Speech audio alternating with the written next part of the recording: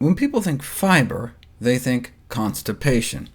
And it's true, if we could get Americans just to eat the minimum recommended daily intake of fiber-containing foods, we could save our country $80 billion, and that's just from the effects on constipation alone.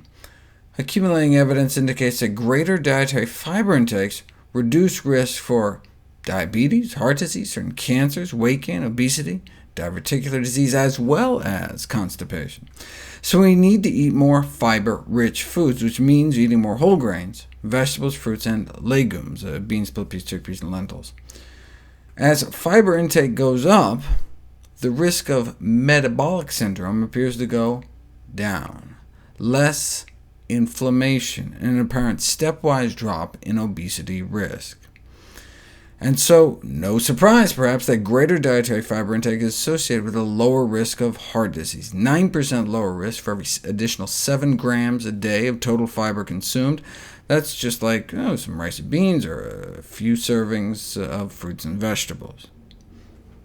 How does fiber do its magic? What are the mechanisms by which dietary fiber may extend our lifespan?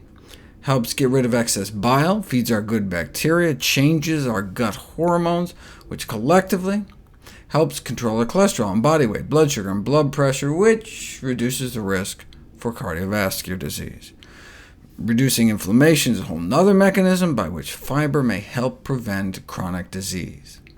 The accompanying editorial to the Fiber and Heart Disease meta-analysis implored doctors to enthusiastically and skillfully recommend that patients consume more dietary fiber. That means a lot of whole plant foods. If, however, we do buy something packaged, the first word in the ingredients list should be whole, but then the rest of the ingredients could be junk. So a second strategy is to look at the ratio of grams of carbohydrates to grams of dietary fiber. We're looking for about 5 to 1 or less. So, for example, whole wheat Wonder Bread passes the first test, first word is whole, but then it's like corn syrup in a chemistry set.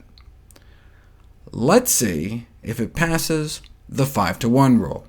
What you do is divide the carbohydrates by the dietary fiber. 20 divided by 2.7 is about 7. That's more than 5, so it goes back on the shelf.